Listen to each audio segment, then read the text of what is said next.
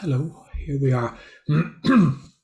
Voice is going. So this is almost our day of silence in more ways than one.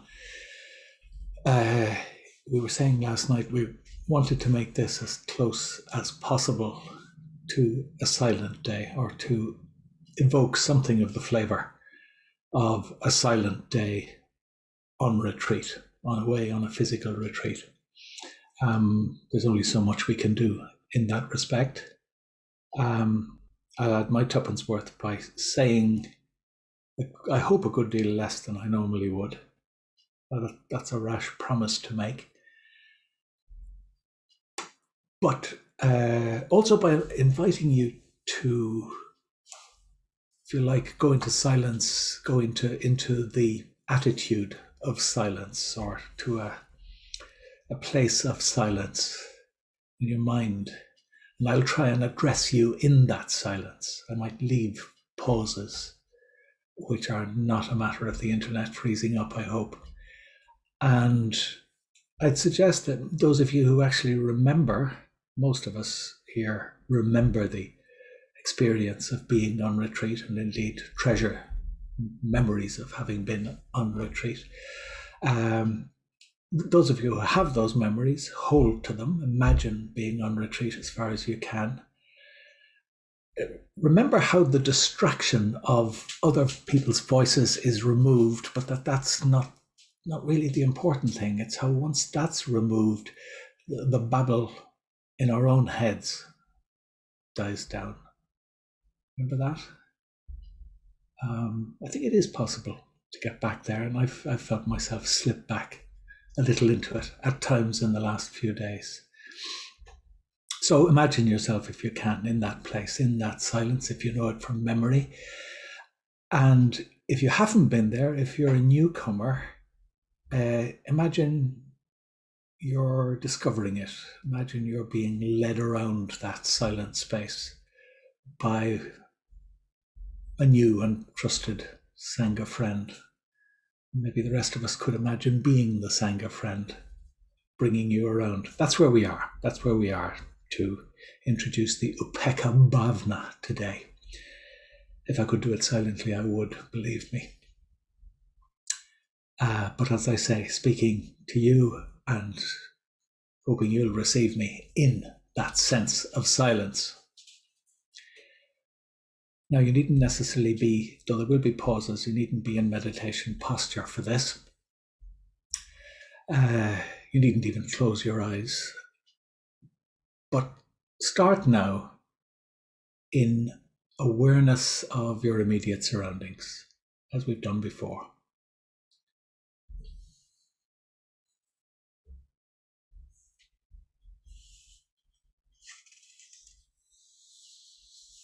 Awareness of the space,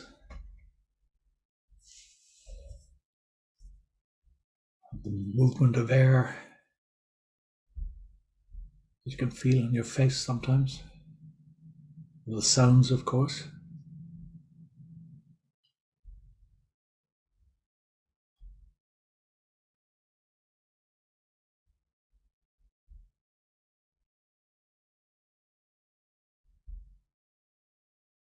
And come back to the body.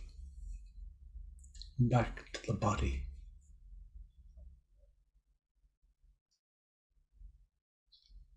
To the very rich silence of the body.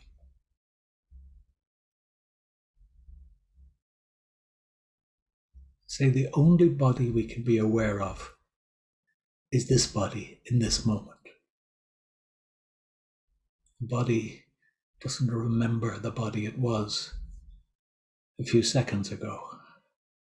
It's not trying to hold on to the past or reaching towards the future, whether with anticipation or with dread. It is just here. The body is here. And in that way, it is content. Body can lead us to simplicity, contentment, silence.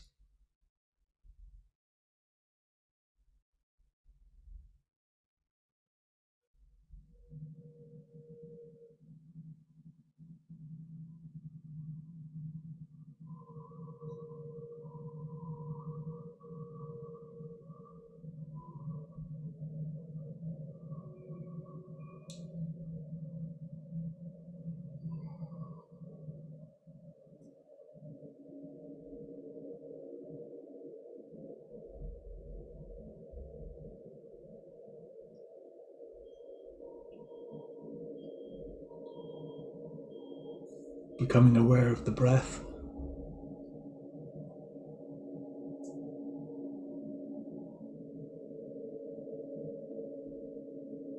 allowing it to settle in its own rhythm.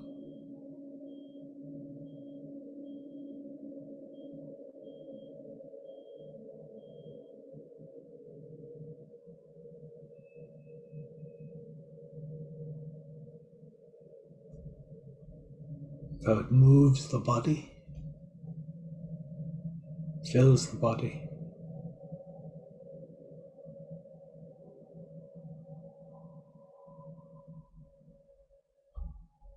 and leaves the body.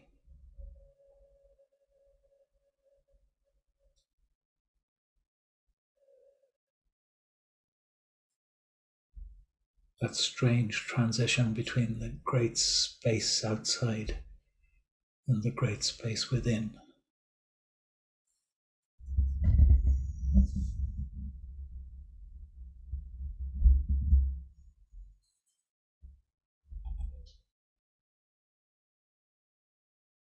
Bringing awareness back to the space without now, to the screen actually. All these faces, names.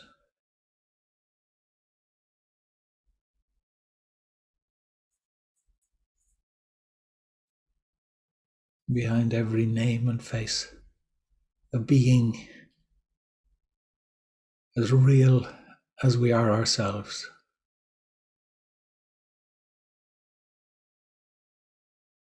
With the same desire for happiness, the same purpose in being here.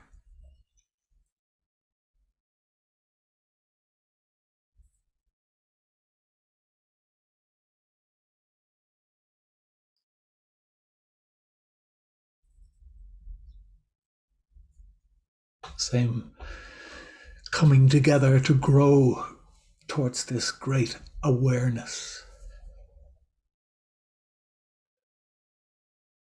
that is our object. Sharing the purpose, sharing the experience. How we do share that purpose, and how we share the awareness is a mystery, of course. It's one that's addressed by Thomas Tranströmer in a poem you may have heard Nyanadara, I think, read on courses. That's where I got it from, at least. It's called Romanesque Arches, about a group of tourists in Rome. Tourists have crowded into the half-dark of the enormous Romanesque church. Vault opening behind vault, and no perspective. A few candle flames flickered. An angel, whose face I couldn't see, embraced me, and his whisper went all through my body. Don't be ashamed to be a human being. Be proud. Inside you, one vault after another opens endlessly. You'll never be complete, and that's as it should be. Tears blinded me as we were herded out into the fiercely sunlit piazza together with Mr. and Mrs. Jones, Herr Tanaka, and Signora Sabatini. Within each of them, vault after vault opened endlessly.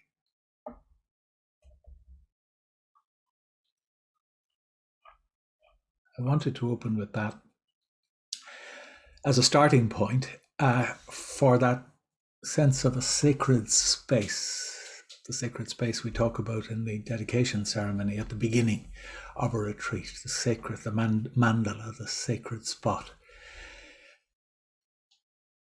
I think it's the right place to start talking about the great fourth Brahmavihara, Upekkha. I think a little bit of solemnity is in order. I think our day of silence is the right day on which to broach it, so to speak. This is from Sangharakshita, Living with Kindness.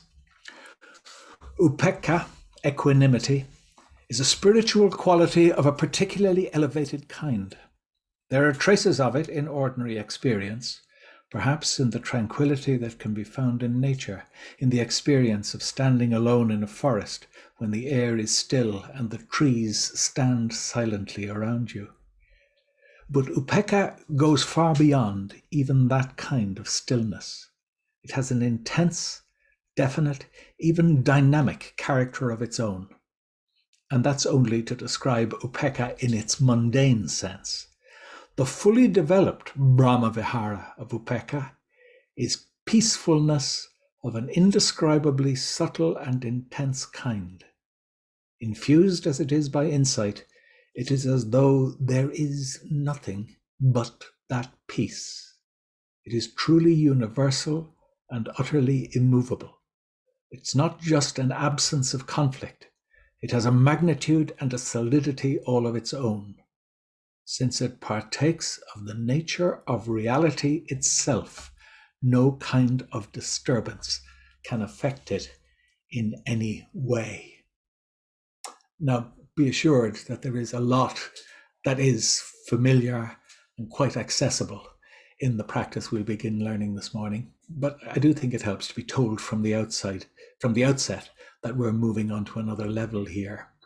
In my experience, that may not be immediately obvious or dramatically obvious. There may be glimpses of the awesome possibilities that emerge at this stage. They may emerge today, they may emerge tomorrow, they may only be there in retrospect. You know how that happens. And of course, there is a danger. There is always the danger, as we know, in having too high expectations and developing expectations for rapid results. So for now, just take note of Sangharakshita's tone, I suggest. That peacefulness of an indescribably subtle and intense kind that he talks about, infused by insight. We do well, I think, to keep that in the back of our mind, so that we, if only so that we remain alert to the great potential of what we're embarking on here.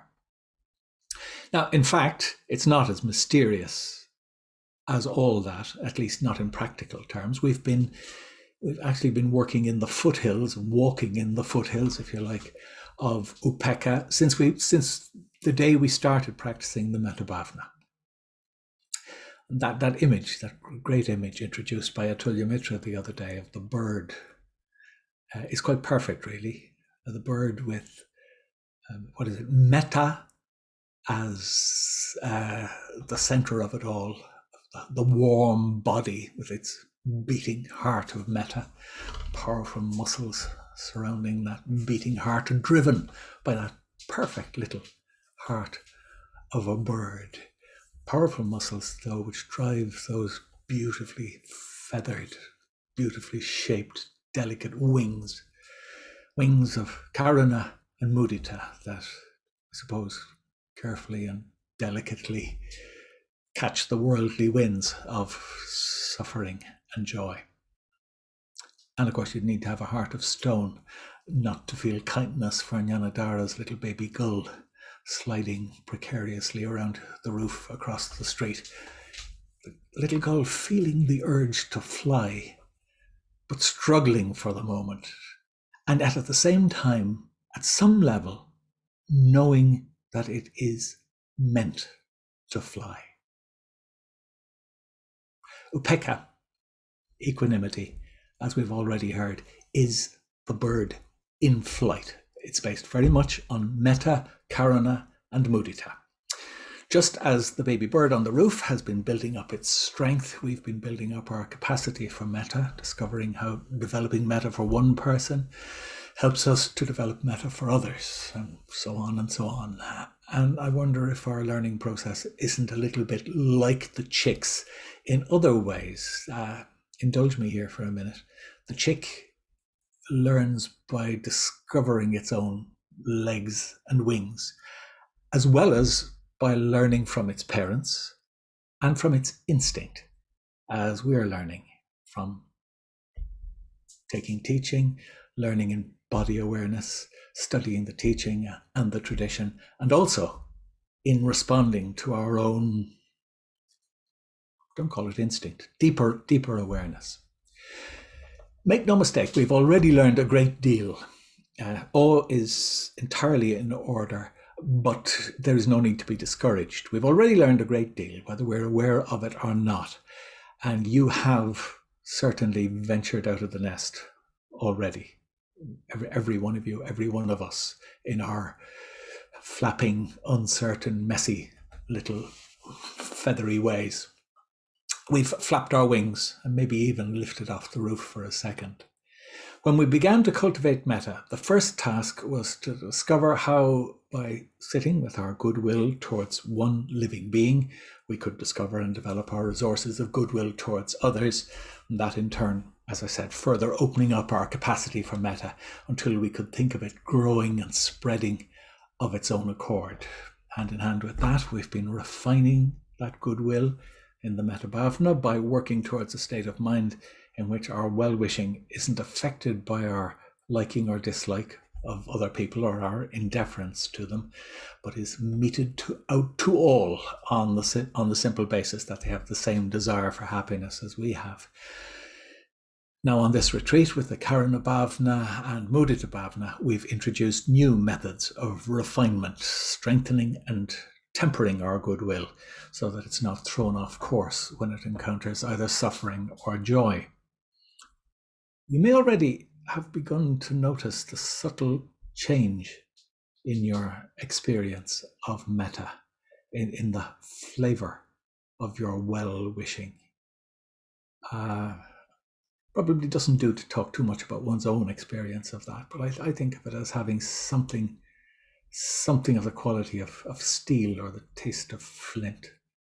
Something a little no, it's dangerous to venture too much into the subjective. Before we go any further, I do prefer to talk about the Brahma Viharas as work in progress, as qualities we are developing, rather than as ones we have fully realized, or that we must fully realize one before passing on to the other, or really as qualities of which we have any complete understanding in themselves. So I do much prefer to think in terms of the process rather than the end, although, and I'll come back to this later, much later, the tradition has always talked in terms of the ultimate Brahma Vihara, the ultimate metta, etc. And there are times and situations in which that is absolutely essential to do and extremely useful.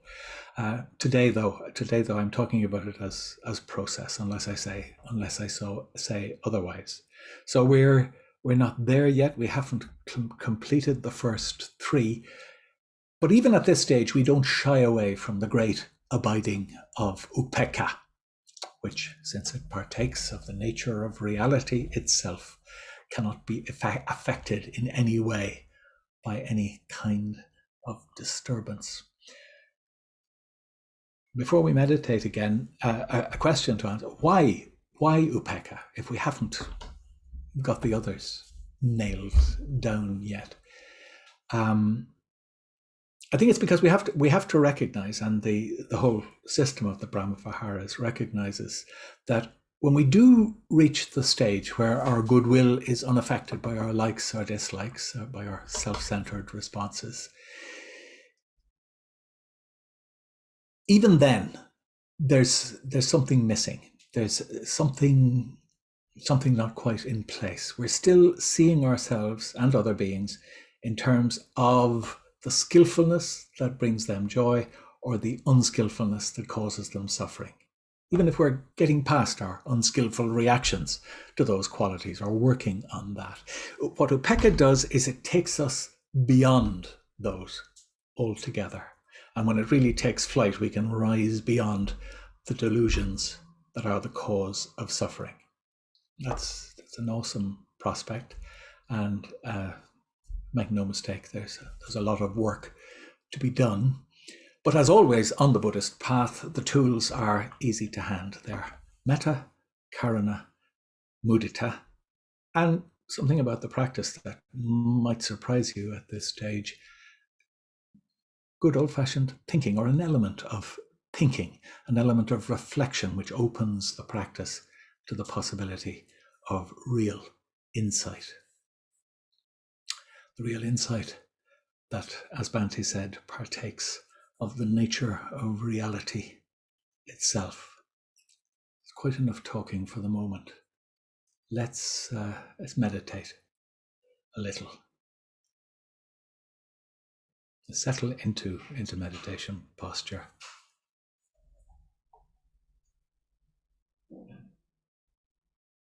And we'll go a little way into the Metta Bhavana.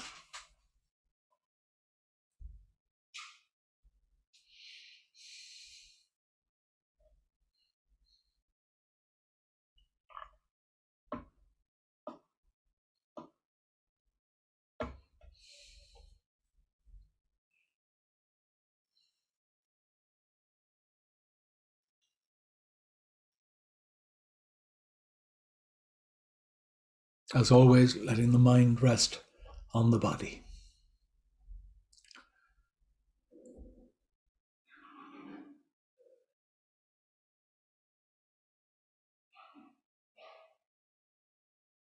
And in awareness of how the body rests here.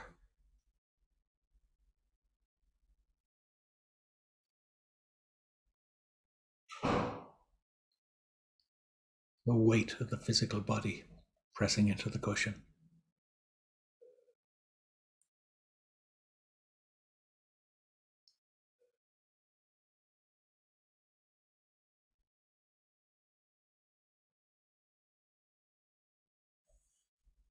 And perhaps allowing the center of body awareness to move, to begin with, downwards, down to the lower abdomen.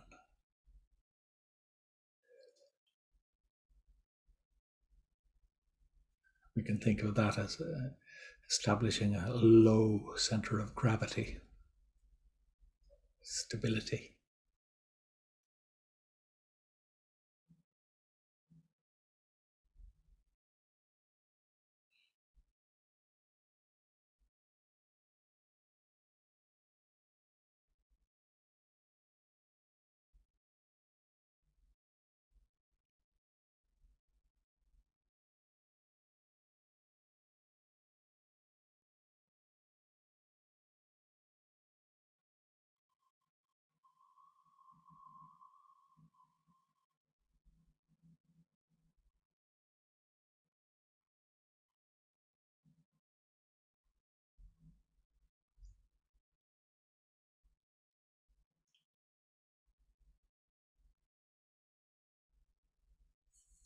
Aware now of the breath and the movements it makes in the body.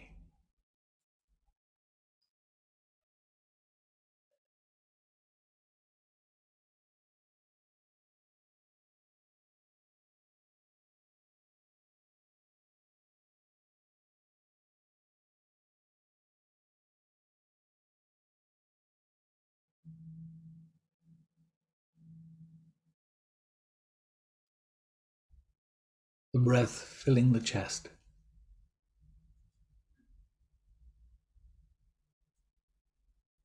And taking our awareness into the heart area.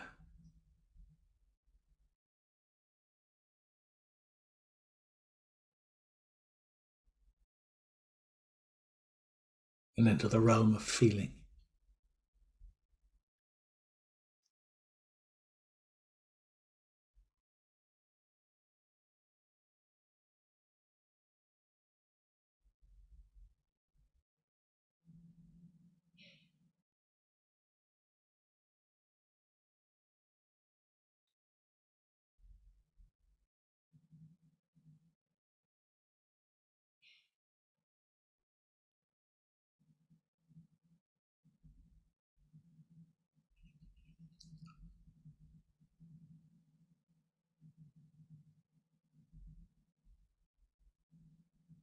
Aware of the feeling tone.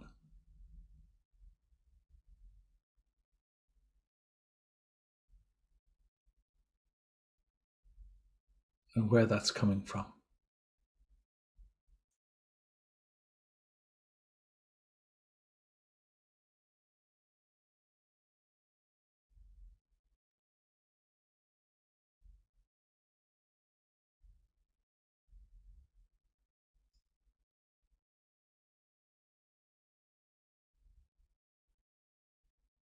and how it changes and passes.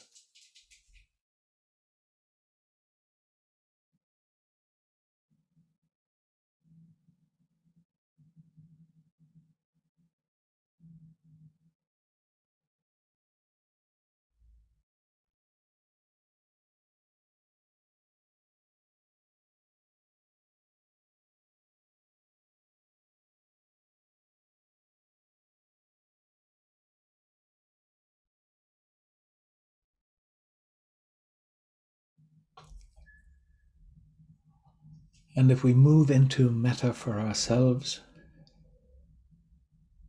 into recognizing our own desire for happiness,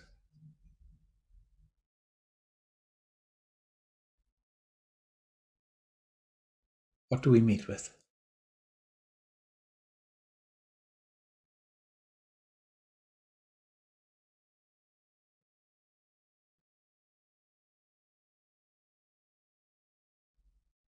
Is it flowing easily today, our metta for ourselves?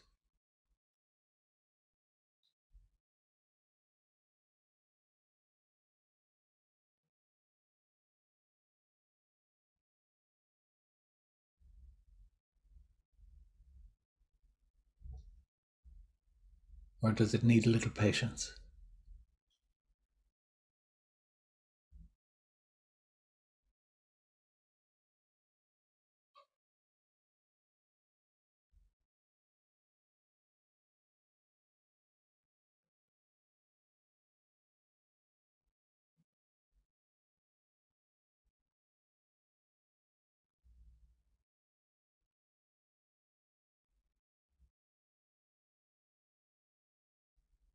Allowing metta to arise. May I be happy, may I be well.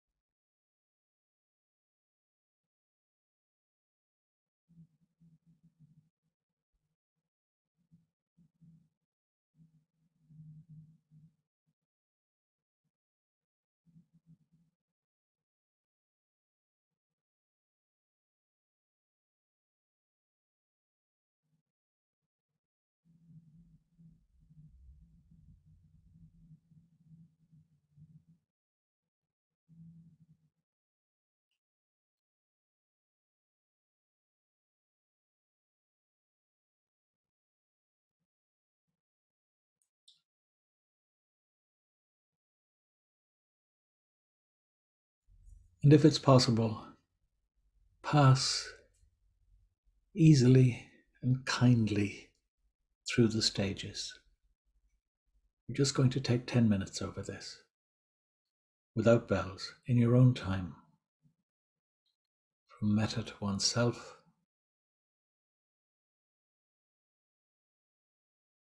to loving kindness for the neutral person, beg your pardon, to the good friend, the neutral person, the difficult person,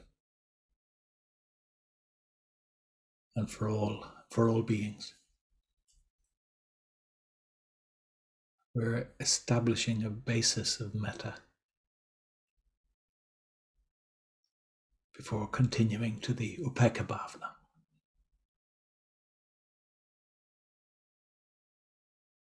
for 10 minutes.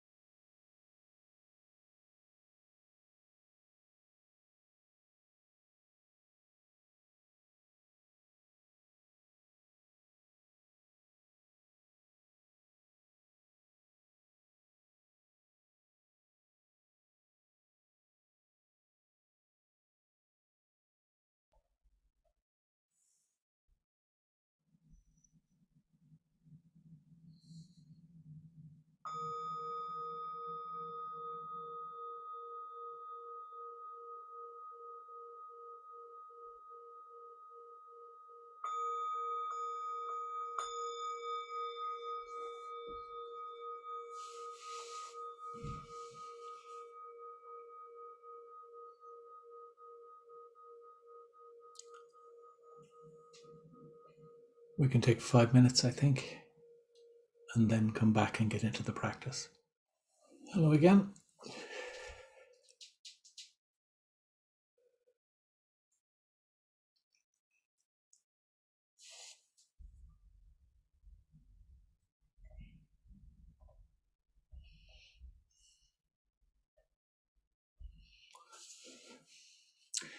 The enemies of Upekkha are indifference. Both enemies of Upekkha, the near enemy and the far enemy, are indifference. The far enemy is a cruel, cold indifference, deliberately ignoring another being, excluding them. And the near enemy is, as usual, more subtle, the kind of thing that can be mistaken for Upekkha itself. It's a more subtly diluted indifference. It's when we think that going beyond delusion and suffering meanings and becoming, acquiring the wisdom of a Buddha, we slip into thinking that mundane suffering is not real, it need not concern us. Obviously, nothing could be further from the Buddha's ideal of compassion, but there is a danger. There is a danger about that. Forget about them, they're not real. And on that business, a tendency to walk away from real warm involvement with others. It's not the way it is, of course. We go on working with goodwill for all beings, developing the Brahmaviharas until ultimately we go beyond them to the compassion of a Buddha. So to the practice. The elements are all very simple and very familiar, all the elements. There are rather a lot of them, or rather there's a lot of toing and froing, a lot of chopping and changing, which means that the first time we do it, first few times we do it, we may get lost. And we may need to keep a list or a checklist or have some device for working our way through it. That won't be a problem here because I lead you through them. In each stage, there are 3 main parts. In the first, we bring the person to mind and we allow metta to arise. So far, so good. In the second part, we allow our awareness of the person, whether it's ourselves or another person, to pass in turn through a number of stages. First, through awareness of their unskillfulness and the pain, suffering it causes them. So then karana arises. Metta becomes karana when we apply it in that context. And then we allow our awareness of the person to turn to their skillfulness. Did I say unskillfulness first, the suffering it causes them, therefore karana, and then we turn to the skillfulness they're capable of and the joy it brings, and so our mudita arises, sympathetic joy. In other words, we become aware of the choices people make in life, the way they've responded to conditions which has brought them joy or suffering. We move between the two. We can move over and back between the two, between awareness of their suffering and awareness of their joys. And then we take in the whole person, skillful and unskillful, moving towards a more complete awareness of them. So, first stage, bring the person to mind, allow metta to arise. In the second part, their skillfulness and suffering, their unskillfulness and suffering, their skillfulness and joy, moving then to seeing them, all that as one, the whole person, skillful and unskillful, a complete response. The third stage brings this new element of reflection. We remind ourselves that these ups and downs are not the be-all and end-all. They have no enduring reality. We know this. But by dropping that awareness by dropping that reminder, if you like, into this heightened state of awareness of the other person, we hope for a little quantum leap in really realizing the ephemeral nature of these experiences of suffering and joy, and the process of paticca samutpada, of conditioned arising that lies between them, that lies behind them. Ultimately, I suppose, Upekkha would be a completely natural, open response to any being, regardless of whether they were our friend or our enemy, whether we knew them or we didn't, and regardless of what they did or what they didn't do. I think Bhante talks about opening the door expecting to see a friend there, and it turns out to be someone you don't know, and your response is exactly the same. That's talking in ultimate ideal terms, conjecturing in ultimate terms. So that's 3 stages, and one of the stages is a bit busy. That's 3 phases, I suppose I should call them. And those 3 phases apply in all 5 stages. So it is busy. It is busy. And it'll take some getting used to. We'll go through it several times. I've given you the phases through which each stage will move. There are 5 in all.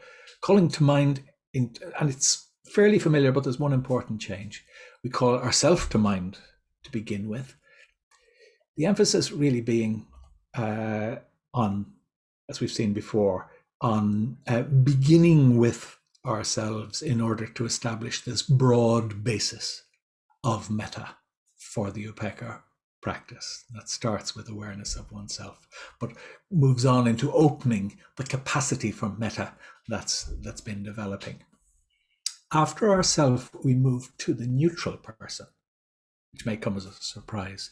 The reason for that is that the neutral person's skillfulness or unskillfulness is of less concern to us. The person is of less concern to us by definition.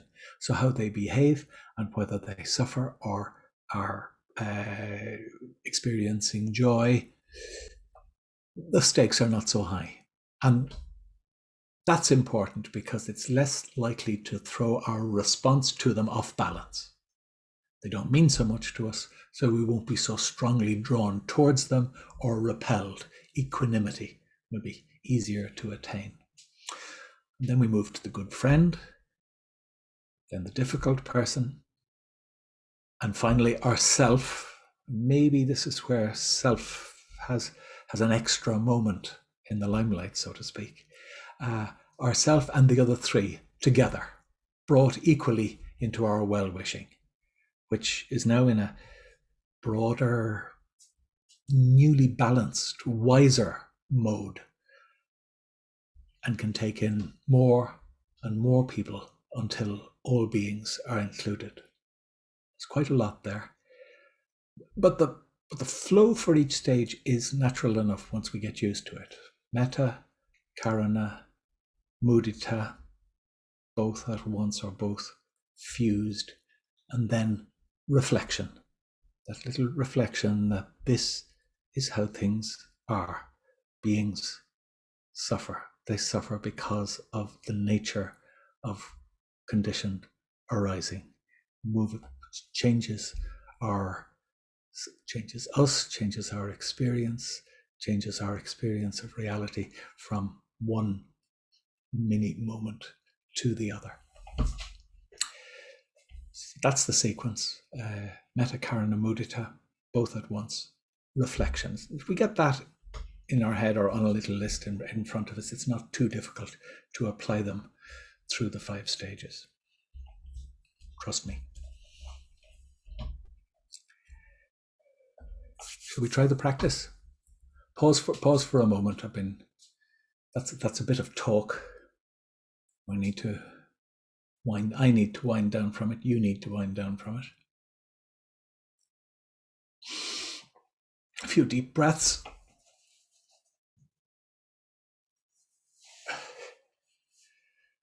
If for the moment there is nothing to be done, don't do anything just yet. For the moment, just be there.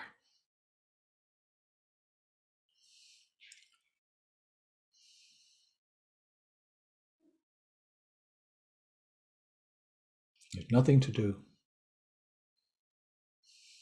nothing to anticipate.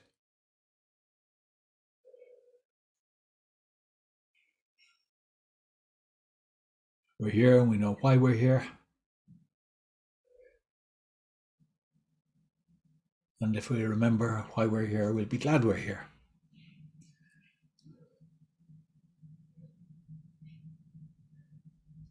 Okay, moving into a sitting posture.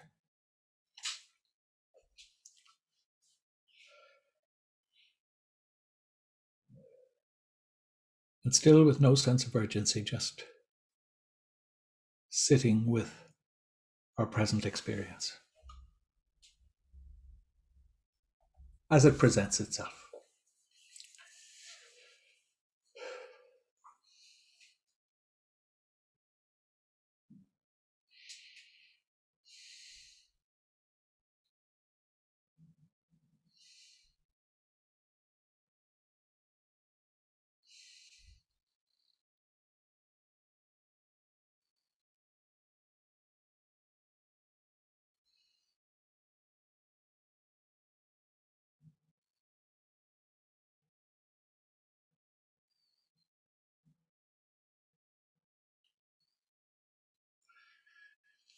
And moving back, if we can, to the experience of metta that we began before the break.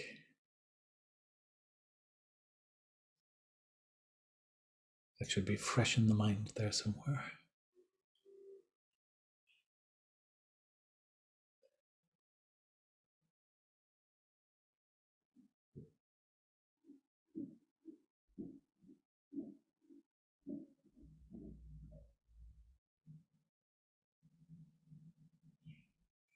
And applying that calm, kindly concern to this body, sitting here.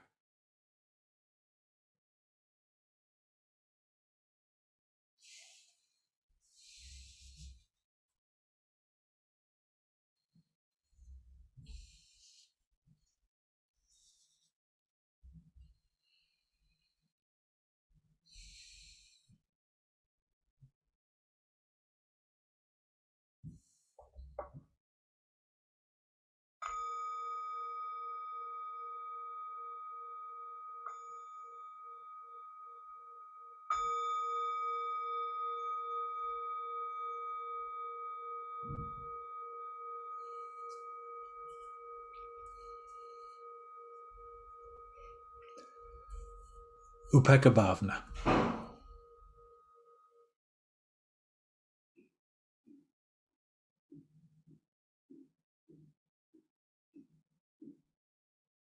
Opening further to kindly awareness of ourself.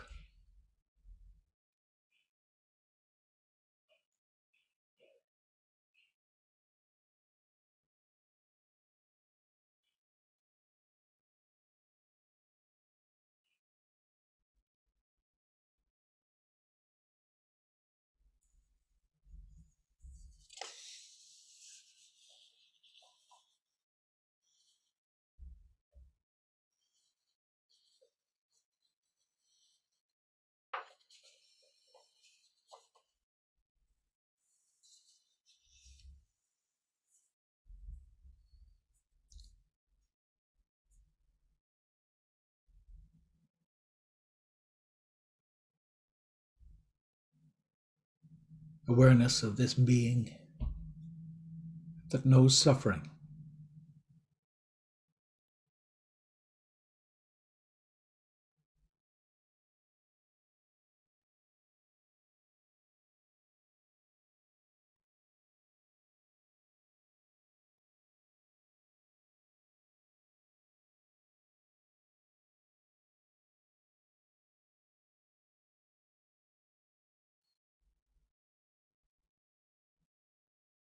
And not holding back on kindness to that being.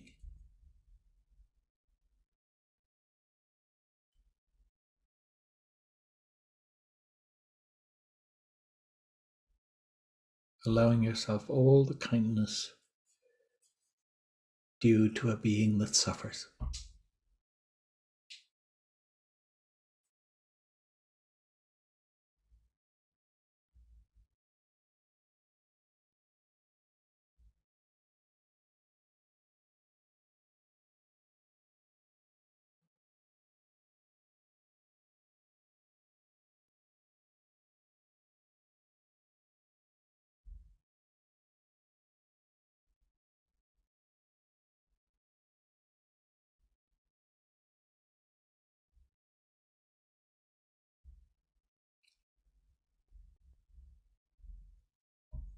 watching how that response is developing. Is it calm, kindly awareness?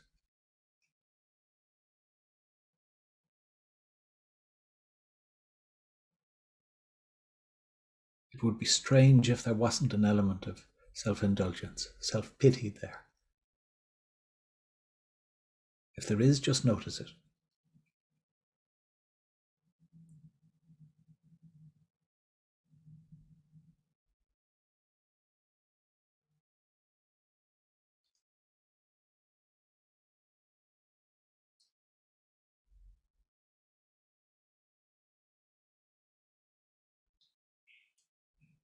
But allow that awareness of your suffering self to fade.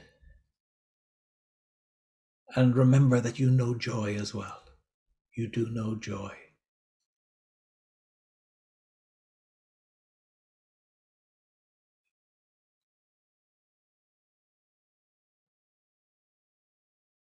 And direct your loving kindness to your joyful self.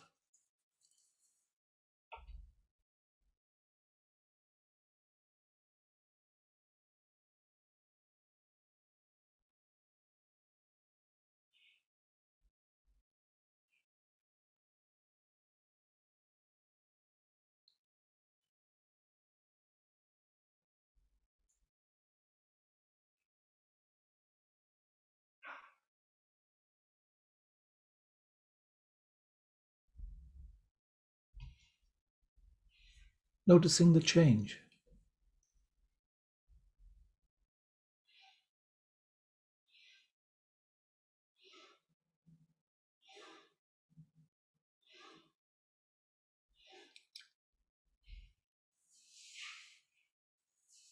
And go back to the you that suffers.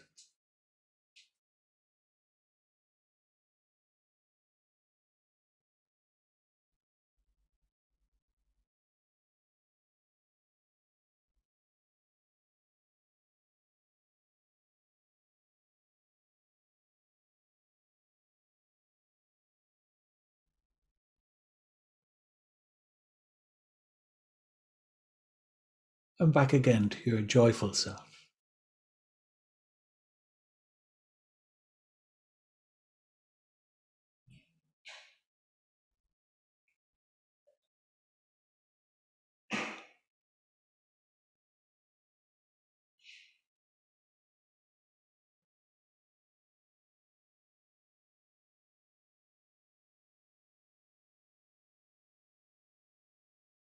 In alternating between the two, does there arise an awareness of your complete self?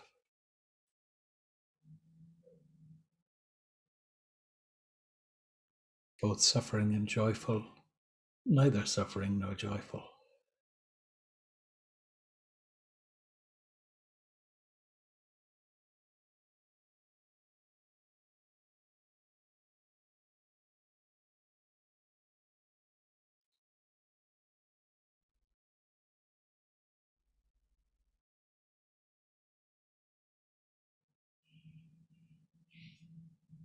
And a sense that these joys and sorrows are fleeting, barely real, arising and passing away.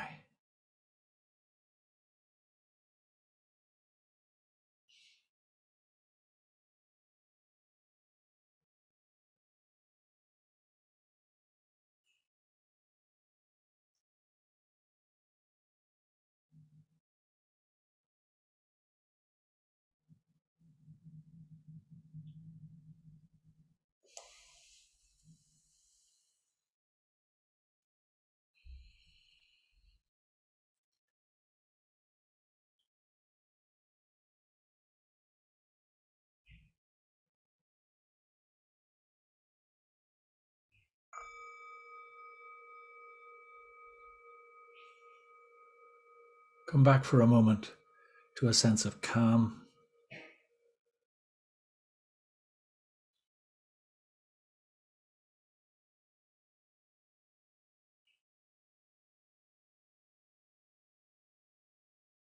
sense of the body, perhaps, of the feeling body.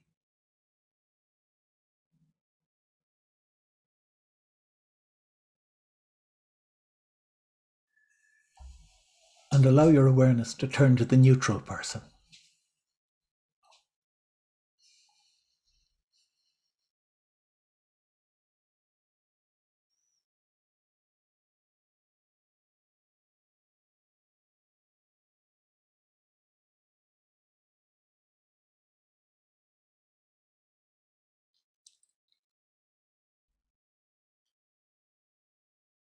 Bring your kindly awareness to the neutral person.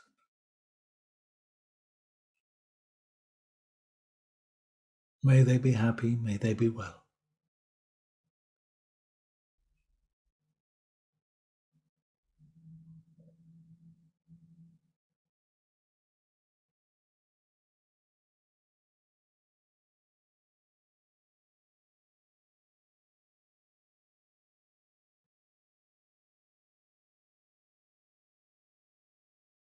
Be aware that they suffer, and bring your kindness to bear on that suffering, or rather on them in that suffering.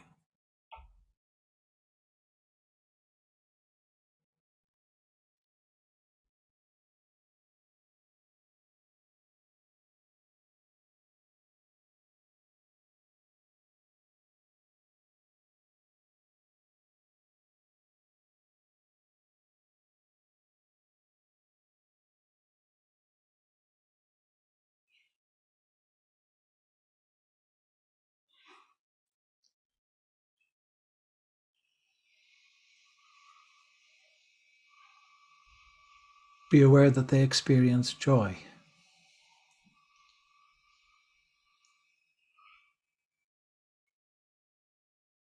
and wish them well in that joy.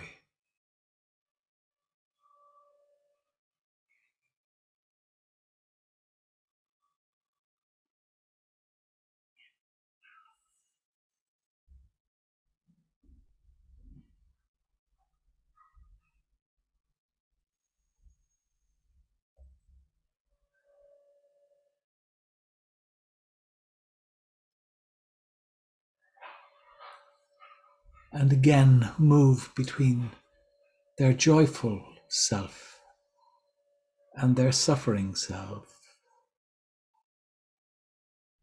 Move from one to the other and notice the change in your response.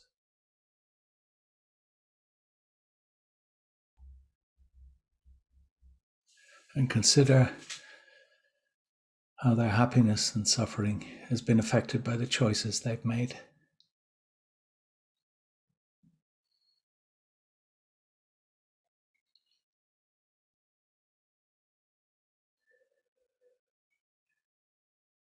And by other conditions.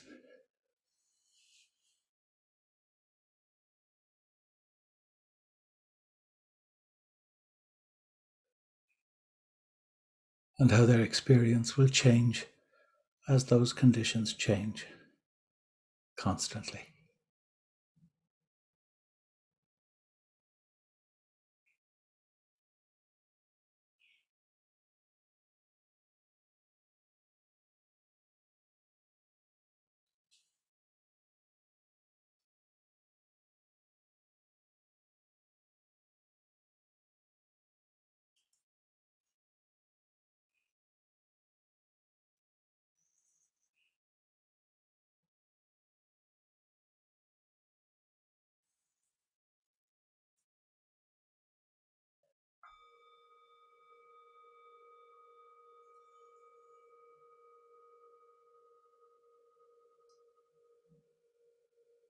Take a moment to bring your awareness into a state of rest, so to speak. Allow the neutral person to recede.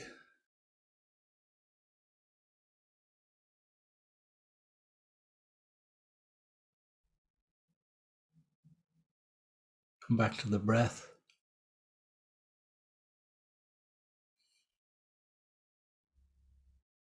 and the feeling of metta.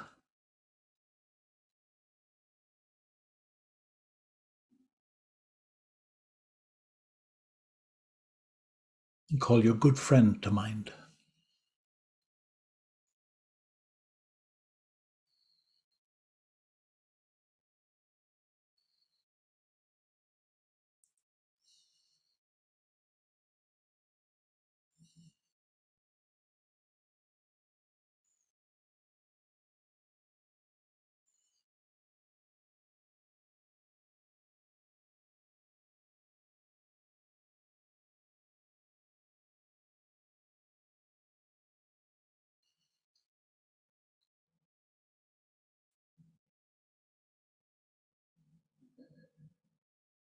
With a good friend, you know they've suffered. You probably know how they've suffered.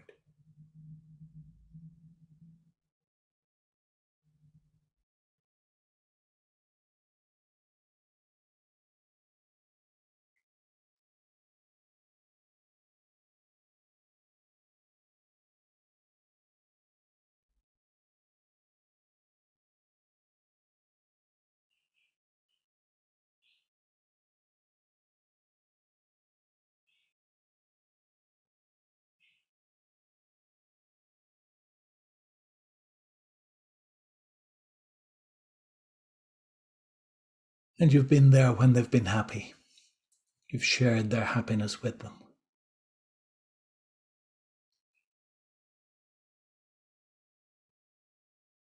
Wish them well in their happiness.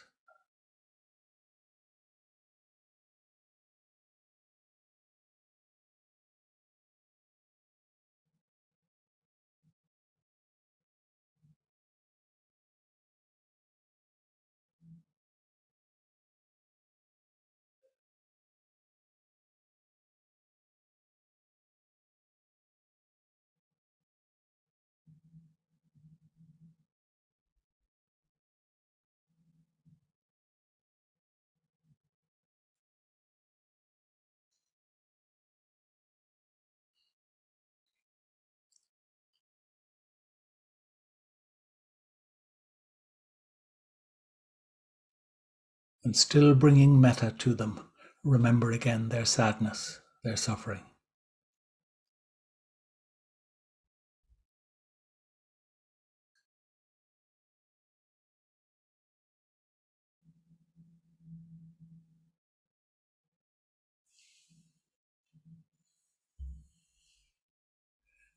How easy is it to move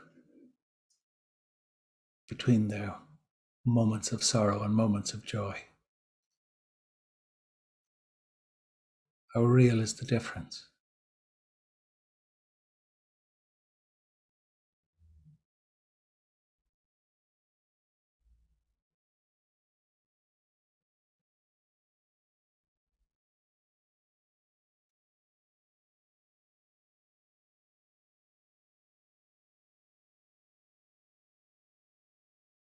And again, reflect on how insubstantial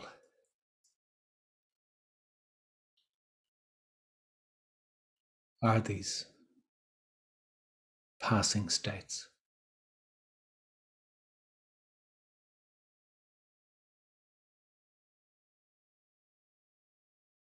And how dependent on the constant flux of things.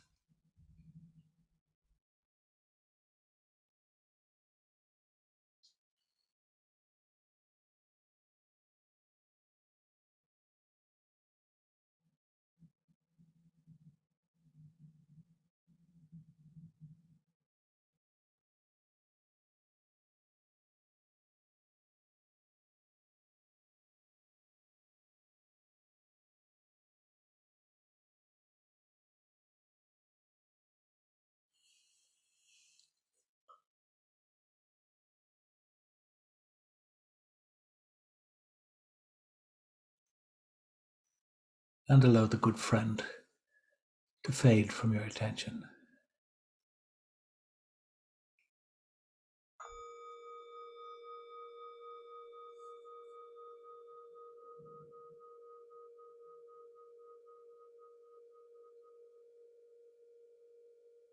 Coming back to the broad base of your metta.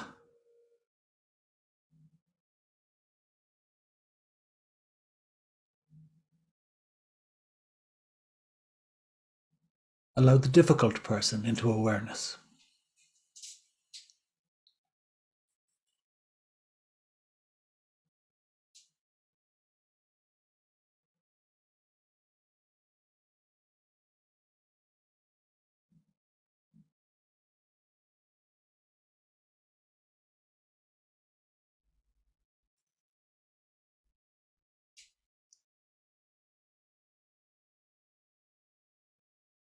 As you've done before, recognizing that your difficulty with them is not what they are. May they be happy. May they be well.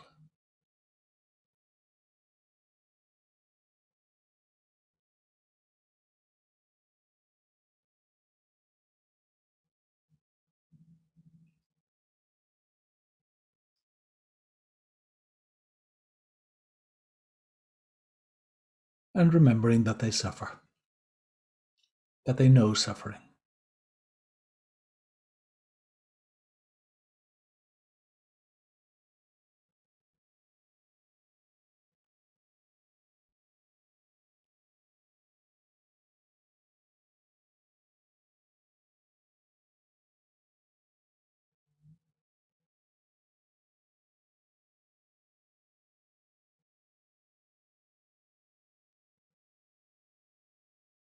Keeping them still in the field of your metta.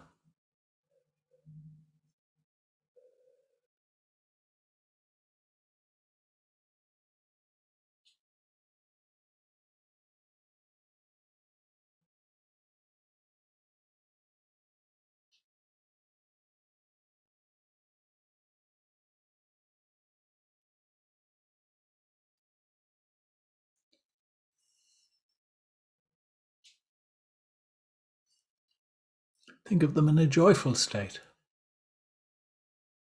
still in the field of metta.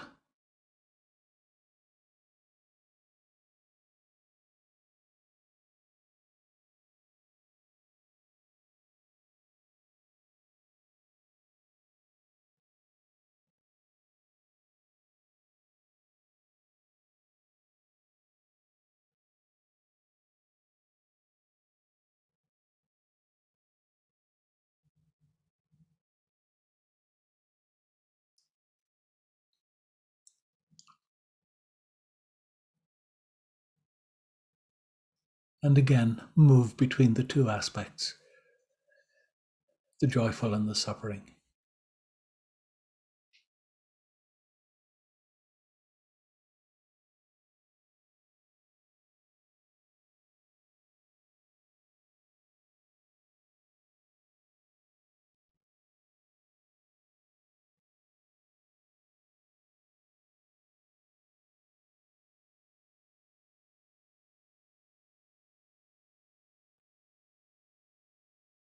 Moving between the two until we see that the two are the same.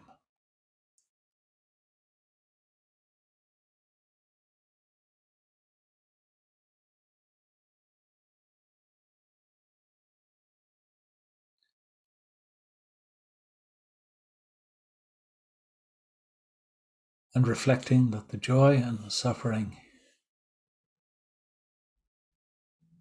are the outcome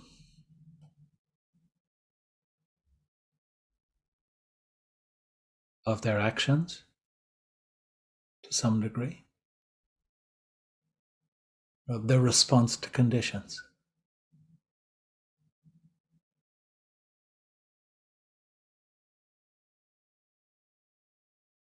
It is the way things are.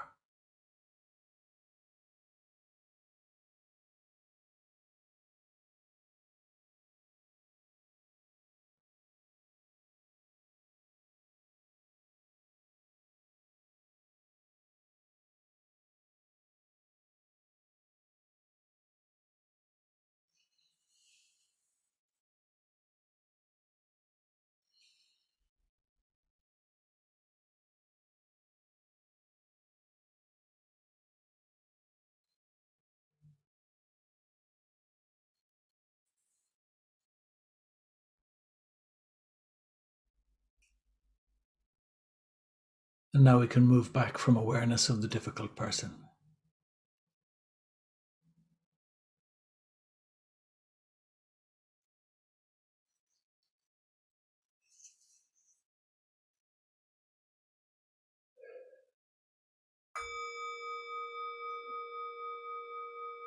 And come back for a moment to metta for ourselves.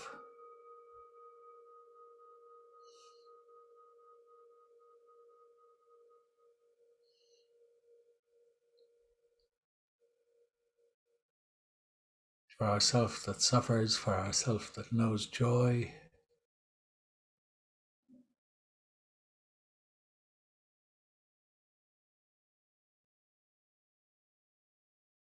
and into the same space, bring the neutral person,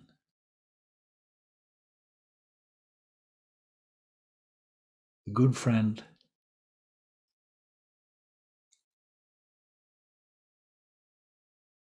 and the difficult one.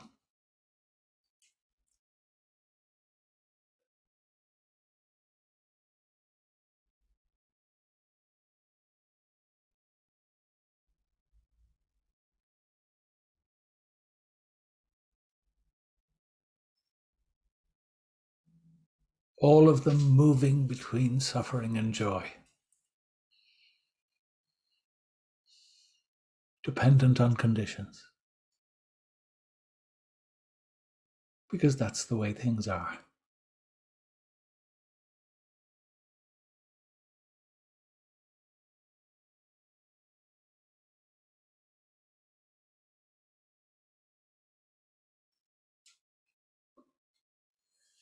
Opening your heart to everyone,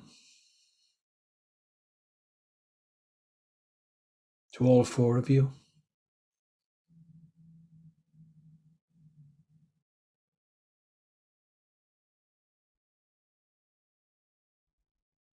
to all of us here, all those pictures on the screen we looked at earlier.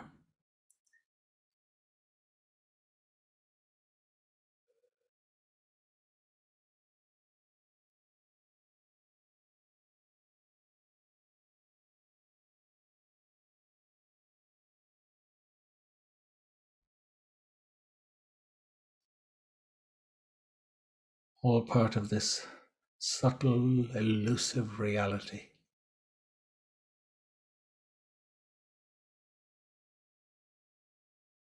And others in our lives, people we'll see today, people we haven't seen for a while.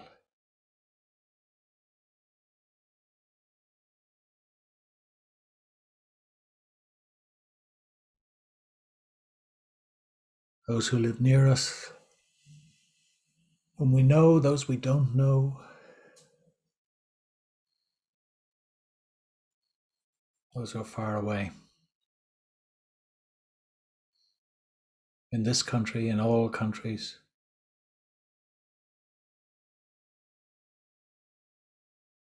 All beings everywhere.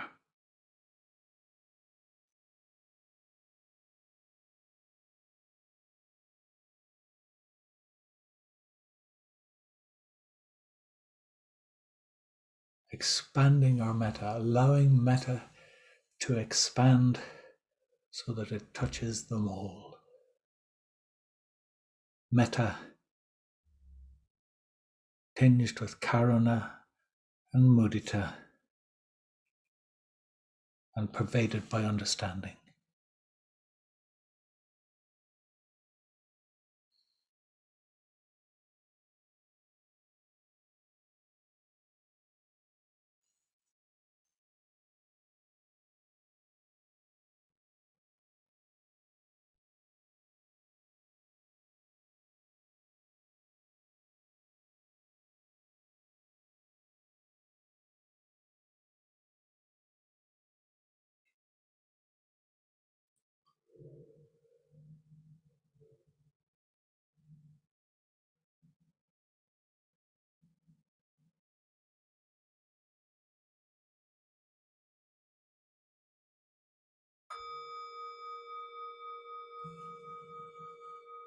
Giving up the effort, Once again, there is nothing to be done.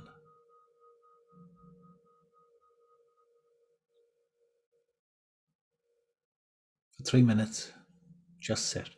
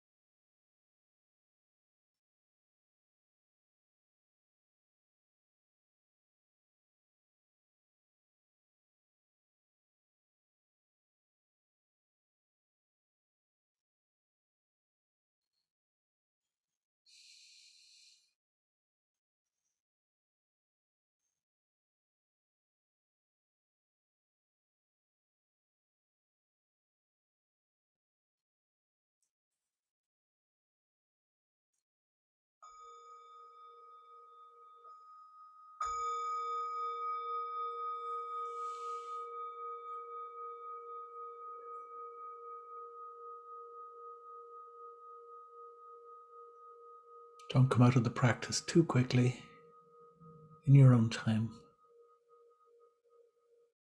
We'll go through it again at 4 o'clock. I'll give an introduction to this. I'll remind us of the stages beforehand and do a much more minimal leading through. I'll see you then. Thank you. Thank you for that.